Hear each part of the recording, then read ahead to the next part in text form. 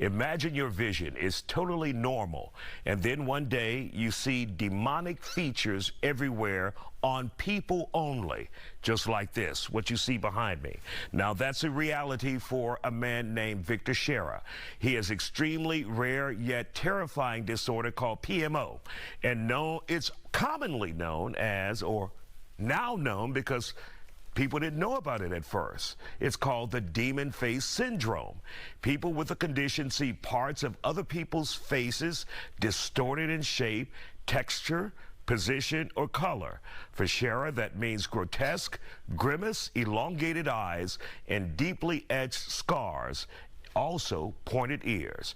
There are 75 known cases of the disorder. My next guest, well, we talk about it, and he is kind of skeptical, but he says there's some proof. And joining us now here on The Factor Uncensored, we have with us Dr. Nick Hardy. Dr. Nick, you know, I'm always looking for the weird and the different, and I think I found it today. And this condition, we're told, is called demon face syndrome. Now, it's when an individual sees someone and their face seems distorted, almost satanic, demon-like. Have you ever heard of such a thing? I haven't. And to your point, when I saw that only 75 cases have been reported, I said, ooh, we really looked high and low to find this one. But I have not heard of this one before. Doesn't mean that it's not valid. Doesn't mean that it's not real. I just haven't heard it. This is the first time that I've heard about this disorder. And 75 cases in a world of what, billions of people, that's pretty low, right? It is. It's extremely low. And truthfully, I need to look and see what the threshold is for it even comes up on people's radar, at least from a medical perspective. But I'll say this, you know, they say 75 reported. That means that there could be more people, but just out of fear of, you know, embarrassment or what does this look like? What do people think? I mean, am I crazy? Did I, you know, eat something bad? Is this temporary? I mean, just all the thoughts and feelings that come along with, you know, this being. How are they describing this so-called demon face syndrome? What is it exactly from what you've been able to ascertain? Yeah, so what I've seen is basically this is a disorder that when people look at others, there's this distorted view that creates a demon-like figure. And so, you know, some of their eyes may kind of spread out. There may be distortions on their skin.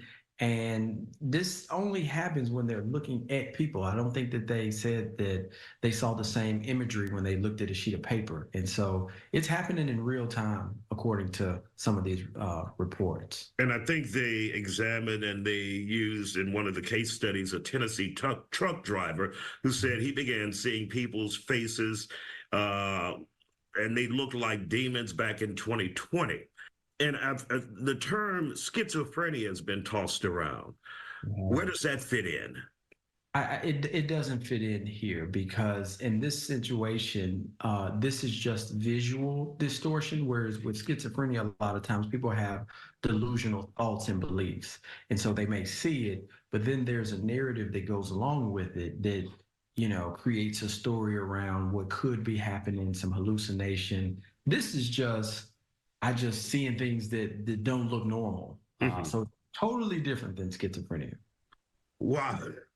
It's kind of like, I don't even know what to do with this, but I'm so interested in it if people are actually seeing others who look like demons just visually, because that could lead to some mental issues. If you think people are demons around you, you know, that would affect your brain. Oh, 100%. I mean, even just how you respond to someone that is your roommate versus a demon that's coming in your room. Right.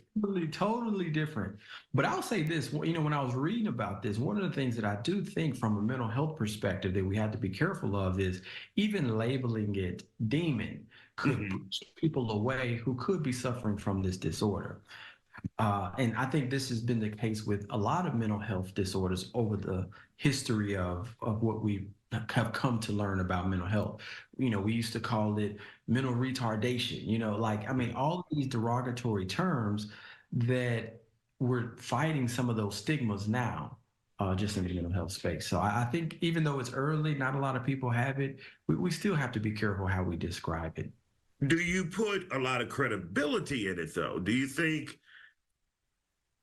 they know what they're talking about? Not the people, but those who may be studying the people, who may be buying into this.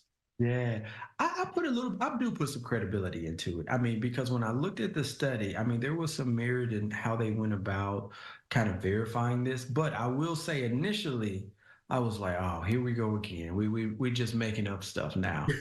But it came from a credible source, and they did name that, hey, this is still very early, only 75 cases reported. And so it's not common.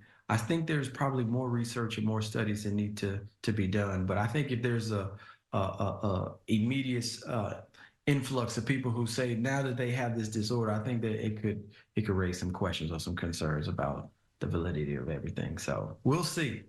Absolutely. We will see, Dr. Nick Hardy. Thank you for joining me and indulging me in my weirdness.